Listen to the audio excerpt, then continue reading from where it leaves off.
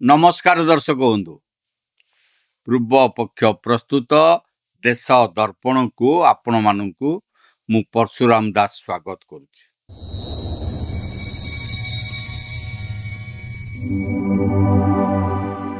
दर्शक बंधु वर्तमान भारतीय राजनीति रे जो सब घटनावली घटुची ताकू केवल उपरु देखिले चलिब नाही। यह अति गंभीरतार सह बुझा एवं विश्लेषण करिवार आवश्यकता रही। साधारणतः जेतेबेले कौनसी आंचलिक दल भांगी जाए सेतेबेले गणमाध्यम किंबा साधारण जनतांक मध्यरे एक सहज उत्तर प्रकाश पाए एसबु भारतीय जनता पार्टी बा बीजेपी करुछि। मु या कहूना जे बीजेपी रे एथिरे कौनसी भूमिका नाही किंबा सेमाने किछि करू नांती। बीजेपी एक राजनैतिक दल, तार निजस्व रणनीति एवं आवश्यकता रही। किंतु प्रश्न उठुची केवल बीजेपी चाहिए कौन गोटे सुदृढ़ आंचलिक दल को राताराती भांगी दे पारिबो? मने रखंतु गोटे हाथ रे केबे हेले ताली बाजे नाही। जदि जनकर आवश्यकता अछि तेबे अन्य पटे सेही आवश्यकता को पूरण करिबा पई केही जने बिक्री हेबाकू बा बागी हेबाकू प्रस्तुत होई बसिछि। आज आमे एभली दुईटी प्रमुख आंचलिक दलर उदाहरण दे आलोचना करिबा जेउठारे जने नेता परिवार प्रेम रे निज दल को बलि चढ़ाई देलेनी तो अन्य जने नेता निज कन्यार भविष्यत पई सारा जीवनर परिश्रम को पानी रे मिसेइबाकू प्रस्तुत अछंती। आमे कथा हेउचु पश्चिम बंगर तृणमूल कांग्रेस एवं महाराष्ट्र नेशनलिस्ट कांग्रेस पार्टी विषय रे। आपण माने देखुतांतु देश दर्पण। मोर आपण मान को अनुरोध आम चैनल को लाइक करंतु, सब्सक्राइब करंतु आ बंधु मानक सहित अधिक रु अधिक शेयर करंतु। दर्शक बंधु प्रथमे आसंतु कथा बा तृणमूल कांग्रेस बा टीएमसी संपर्क रे। दीर्घ 15 वर्ष धरी ममता बनर्जी पश्चिम बंग शासन गादी रे थिले, किंतु एही शासन काल रे कोन हैला? तोलाबाजी, कटमनी बा दुर्नीति चरम सीमारे पहुंचला। केवल सेतिक नुहे, मुस्लिम तुष्टिकरण एवं बांग्लादेशी अनुप्रवेशकारी को सुरक्षा देवा पई ममता बनर्जी समस्त सीमा पार करिगले। सेमानंकु भोटर तालिका रे शामिल करागला, सरकारी सुविधा दिया गला। निकटरे होइथिबा निर्वाचन रे तांको सरकार चलीगला, से सत्ता हराइले। एठारे एक गुरुत्वपूर्ण राजनैतिक सूत्र बुझिबाकु हेबो। जनसाधारण बा गोटे भोटर केवल गोटे दल को सत्ता बा शासन गादी रु हटाई पारिबे। भोटर केबे हेले कोनोसी दल को भांगी पारिबे नाही किंबा तार संगठन को शेष करि पारिबे नाही। शासन रु हटिबा परे सेही दल केउ रूप रे रहिबो ता सेही दलर नेतृत्व एवं दलर संगठन उपरे निर्भर करे। क्षमता हराइबा परे ममता बनर्जी सामने दुईटी विकल्प थिला। प्रथमटी हेउची निजर दल को बंचाइबा एवं द्वितीयटी हेउची निज पुतुरा अभिषेक बनर्जी को बंचाइबा। किंतु ममता बनर्जी कले कौन? से निज दल अपेक्षा पुतुरा प्रेम को अधिक प्राधान्य देले। निर्वाचन फलाफल आसिबा परे जदि ममता बनर्जी अभिषेक बनर्जी विरोध रे कार्यानुष्ठान ग्रहण करितांते तांकु दलर महासचिव पदरु हटाई दे कहितांते जे दलर ई दुर्दशा पई अभिषेक दायी, तेबे टीएमसी आज एभली भावे भांगी न थांता। एक कथा ममता बनर्जी निजे मध्य स्वीकार करी कहिसंती जे जदि से अभिषेक को हटाई दियंती तेबे दल छाड़ी जाइथिबा नेता माने पुणी फेरी आसिबे। किंतु से जानी सुनी दल को ध्वंस हेबाकू देले, हेले पुतुरा को पदरु हटाइले नाही। वर्तमान परिस्थिति कौन? टीएमसी केवल विधायक किंबा सांसद दल छाड़ी नांती, बरं सारा संगठन एबे विभाजन आड़ को गति करुछि। टीएमसी विद्रोही गोष्ठी एबे निर्वाचन कमिशन को द्वारस्थ होइछंती। दलर ना सिंबल एवं पताका उपरे निजर दाबी उपस्थापन करिछंती। साधारणतः निर्वाचन कमिशनर एक निर्दिष्ट प्रक्रिया थाए। जेतेबेले कौनसी दल भांगे दुई पक्षों को निज निज समर्थक, सांसद, विधायक, कॉर्पोरेटर एवं संगठन पदाधिकारी तालिका देबाकू पड़े। कमिशन या स्क्रुटिनी करती, आफिडेविट नियंती एवं संख्या गरिष्ठता आधार रे निष्पत्ति नियंती। किंतु महाराष्ट्र शिवसेना एवं एनसीपी मामला रे ଏକ ନୂଆ ନଜିର ସୃଷ୍ଟି ହୋଇଛି। ସୁପ୍ରିମକୋର୍ଟରେ ଯେତେବେଳେ ଏହି ପ୍ରସଙ୍ଗ ଉଠିଲା, ନିର୍ବାଚନ କମିଶନ ଏକ ବଡ଼ କଥା କହିଥିଲେ।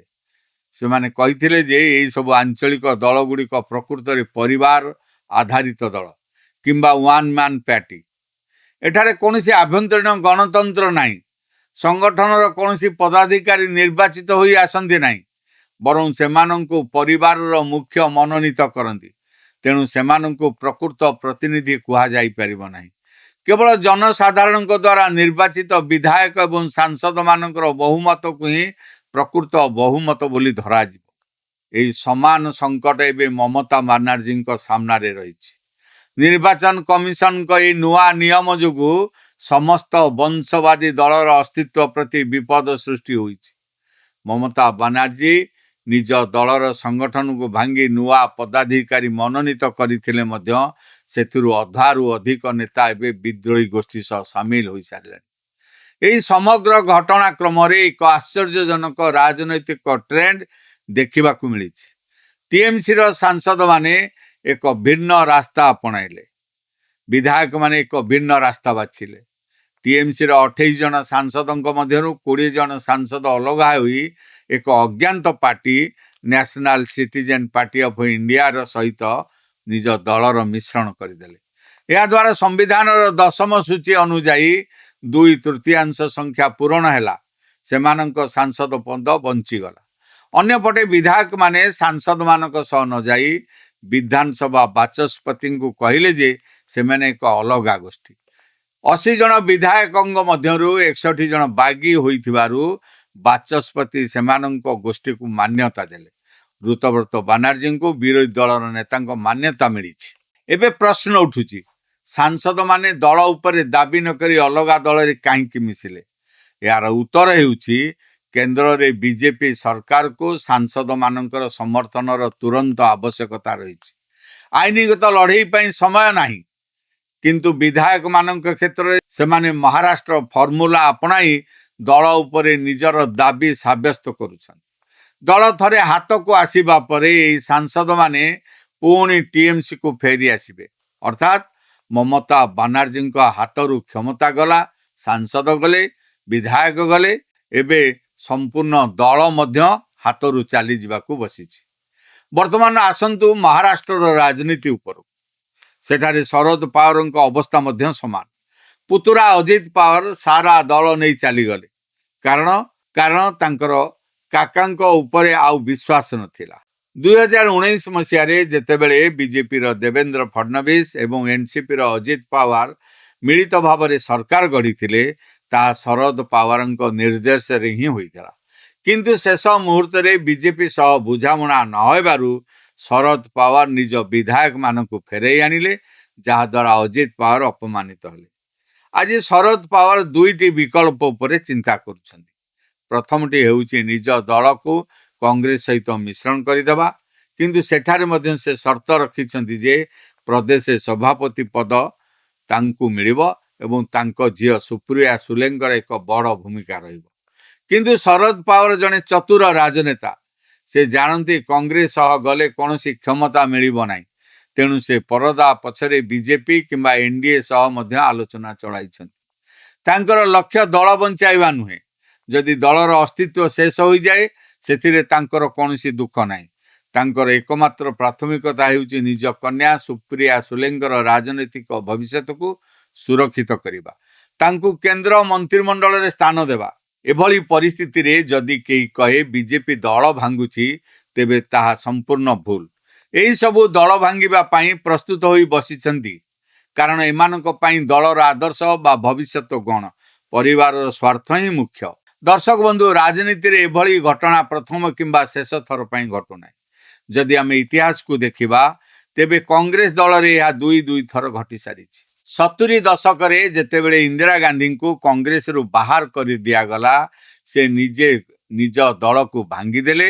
ନିର୍ବାଚନ କମିଶନଙ୍କ ପାଖରେ ଅସଲି କଂଗ୍ରେସ ବୋଲି ଦାବି କଲେ। ସେତେବେଳେ କଂଗ୍ରେସର ଚିହ୍ନ ହଳ ବଳଦ ଯୋଡ଼ିକୁ ଫ୍ରିଜ୍ କରାଯାଇଥିଲା।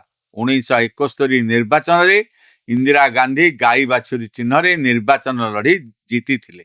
ପୁଣି 1978 ମସିହାରେ ବ୍ରହ୍ମାନନ୍ଦ ରେଡ୍ଡି ଯେତେବେଳେ କଂଗ୍ରେସ ସଭାପତି ଥିଲେ ସେ ଇନ୍ଦିରା ଗାନ୍ଧୀଙ୍କୁ ଦଳରୁ ବାହାର କରିଦେଲେ। ଇନ୍ଦିରା ଗାନ୍ଧୀ ପୁଣି ଥରେ ଦଳ ଭାଙ୍ଗି 1980 ମସିହାରେ ହାତ ଚିହ୍ନ ନେଇ ନିର୍ବାଚନ ଜିତିଥିଲେ। ତେବେ ସେ ସମୟର କଂଗ୍ରେସ ଏବଂ ଆଜିର ଆଞ୍ଚଳିକ ଦଳଗୁଡ଼ିକ ମଧ୍ୟରେ ଏକ ବଡ଼ ପାର୍ଥକ୍ୟ ରହିଛି। ସେତେବେଳେ କଂଗ୍ରେସରେ ଅନ୍ତନ୍ତ ଦେଖେଇ ହେବାକୁ ହେଲେ ମଧ୍ୟ ଆଭ୍ୟନ୍ତରୀଣ ନିର୍ବାଚନ ହେଉଥିଲା, କିନ୍ତୁ ଆଜିର ଟିଏମ୍ସି, ଶିବସେନା କିମ୍ବା ଏନ୍ସିପି ଭଳି ଦଳରେ କୌଣସି ଗଣତାନ୍ତ୍ରିକ ପ୍ରକ୍ରିୟା ନାହିଁ। ସେଥିପାଇଁ ନିର୍ବାଚନ କମିଶନ ଜନପ୍ରତିନିଧିଙ୍କ ସଂଖ୍ୟାକୁ ଆଧାର କରି ନିଷ୍ପତ୍ତି ନେଉଛନ୍ତି, ଯାହା ଏହି ପରିବାରବାଦୀ ଦଳଗୁଡ଼ିକର ମୂଳ ଦୁଆ ଦୋହଲାଇ ଦେଇଛି। ଯେତେବେଳେ କୌଣସି ଆଦର୍ଶ କିମ୍ବା ନୀତି ଗୋଟିଏ ଦଳର ଆଧାର ହୋଇନଥାଏ, କେବଳ ପରିବାରର ସମ୍ପତ୍ତି ବଢ଼ାଇବା ଏବଂ ପରିବାରକୁ ରାଜନୈତିକ ଭାବେ ପ୍ରତିଷ୍ଠିତ କରିବା ହିଁ ଏକମାତ୍ର ଲକ୍ଷ୍ୟ ହୁଏ, ସେତେବେଳେ ସେହି ଦଳର ଅବସ୍ଥା ଉଦ୍ଧବ ଠାକରେ, ଶରଦ ପାୱାର କିମ୍ବା ମମତା ବାନାର୍ଜୀଙ୍କ ଭଳି ହେବା ସୁନିଶ୍ଚିତ। ତେବେ ବର୍ତ୍ତମାନ ସବୁଠାରୁ ବଡ଼ ପ୍ରଶ୍ନ ହେଉଛି ପରବର୍ତ୍ତୀ ନମ୍ବର କାହାର? ରାଜନୈତିକ କରିଡରରେ ଅନେକ ଦଳର ଚର୍ଚ୍ଚା ଚାଲିଛି, ଯେଉଁଥିରେ ସବୁଠାରୁ ଉପରେ ରହିଛି ଉତ୍ତରପ୍ରଦେଶର ସମାଜବାଦୀ ପାର୍ଟି। କିନ୍ତୁ ସମାଜବାଦୀ ପାର୍ଟି ବିଷୟରେ କିଛି କହିବା ପୂର୍ବରୁ ଆମକୁ 2027 ମସିହା ବିଧାନସଭା ନିର୍ବାଚନ ପର୍ଯ୍ୟନ୍ତ ଅପେକ୍ଷା କରିବାକୁ ହେବ। କାରଣ ଏହିସବୁ ବିଭାଜନ ପ୍ରକ୍ରିୟା ସେତେବେଳେ ଆରମ୍ଭ ହୁଏ ଯେତେବେଳେ ଦଳର ନେତା ଏବଂ କର୍ମୀଙ୍କ ମଧ୍ୟରେ ଆଶା ଏବଂ ଭବିଷ୍ୟତ ଶେଷ ହୋଇଯାଏ। ଯେପର୍ଯ୍ୟନ୍ତ କର୍ମୀମାନେ ଭାବୁଥିବେ ଯେ ସେମାନଙ୍କ ନେତା ସେମାନଙ୍କୁ ପୁଣି ଜିତେଇ ପାରିବେ, ସେ ପର୍ଯ୍ୟନ୍ତ ସେମାନେ ଦଳ ଛାଡ଼ନ୍ତି ନାହିଁ। କିନ୍ତୁ ଯେଉଁଦିନ ସେମାନେ ବୁଝିଯାଆନ୍ତି ଯେ ନେତାଙ୍କ ଲକ୍ଷ୍ୟ ଦଳକୁ ମଜବୁତ କରିବା ନୁହେଁ, ବରଂ କେବଳ ନିଜ ପରିବାରର ଯତ୍ନ ନେବା, ସେଦିନ ଦଳରେ ବିଭାଜନ ସୃଷ୍ଟି ହୁଏ। ବଜାରକୁ ଗ୍ରାହକ ସେତେବେଳେ ଯାଏ ଯେତେବେଳେ ବିକ୍ରେତା ନିଜର ସାମଗ୍ରୀ ବିକ୍ରି କରିବାକୁ ପ୍ରସ୍ତୁତ ଥାଏ। ଆଜିର ରାଜନୀତିରେ ନେତାମାନେ ନିଜର ରାଜନୈତିକ ଭବିଷ୍ୟତ ପାଇଁ ବିକ୍ରି ହେବାକୁ ପ୍ରସ୍ତୁତ ଅଛନ୍ତି। ଆଉ ଯିଏ ଏହାର ଫାଇଦା ଉଠାଇବା ସ୍ଥିତିରେ ଅଛି, ସେ ଆଜିର ବିଜେପି ହେଉ କିମ୍ବା ଆଗାମୀ ଦିନର କୌଣସି ତୃତୀୟ ଶକ୍ତି, ସେ ଏହାର ଲାଭ ନେବାରେ ପଛାଇବ ନାହିଁ। ଆଜି ପାଇଁ ଏତିକି। ପୁଣି ଦେଖାହେବ ଆଗାମୀ ଅଧ୍ୟାୟରେ ଏକ ନୂଆ ପ୍ରସଙ୍ଗ ସହ। ଏଇଠି ଶେଷ କରୁଛି ଆଜିର ଏ ପ୍ରସଙ୍ଗ। ଯଦି ଭିଡ଼ିଓଟି ଆପଣମାନଙ୍କୁ ଭଲ ଲାଗିଥାଏ ତେବେ ଏହାକୁ ଲାଇକ୍ କରନ୍ତୁ, ବନ୍ଧୁମାନଙ୍କ ସହିତ ଅଧିକରୁ ଅଧିକ ସେୟାର କରନ୍ତୁ। ଆମ ଚ୍ୟାନେଲ ପୂର୍ବପକ୍ଷ ପ୍ରସ୍ତୁତ ବିଶ୍ୱ ଚକ୍ରବ୍ୟୁହ, ଦେଶ ଦର୍ପଣ ଓ ମଇଦାନକୁ ସବସ୍କ୍ରାଇବ୍ କରିବା ପାଇଁ ଭୁଲନ୍ତୁ ନାହିଁ। ରହୁଛି, ନମସ୍କାର। ମନ କହୁଛି କିଛି ନୂଆ କରିବା ପାଇଁ, ହେଲେ ପାଖରେ ସମ୍ବଳ ନାହିଁ। ତେବେ ବ୍ୟସ୍ତ ହୁଅନ୍ତୁ ନାହିଁ, ମଧୁଲିକା ଏଣ୍ଟରପ୍ରାଇଜେସ୍ ଏବେ ବୁଝିବ ଆପଣଙ୍କ ମନ କଥା। କ୍ଷୁଦ୍ର ଶିଳ୍ପ ଠାରୁ ନେଇ ମଧ୍ୟମ ଶିଳ୍ପ ପାଇଁ ସୁଲଭ ମୂଲ୍ୟରେ ଯୋଗାଇ ଦେବ ସମସ୍ତ ପ୍ରକାର ମେସିନ ଓ ର ମ୍ୟାଟେରିଆଲ, ଯାହାକୁ ନେଇ ଆପଣ ସହଜରେ ଆରମ୍ଭ କରିପାରିବେ ନୂଆ ଏକ ବ୍ୟବସାୟ।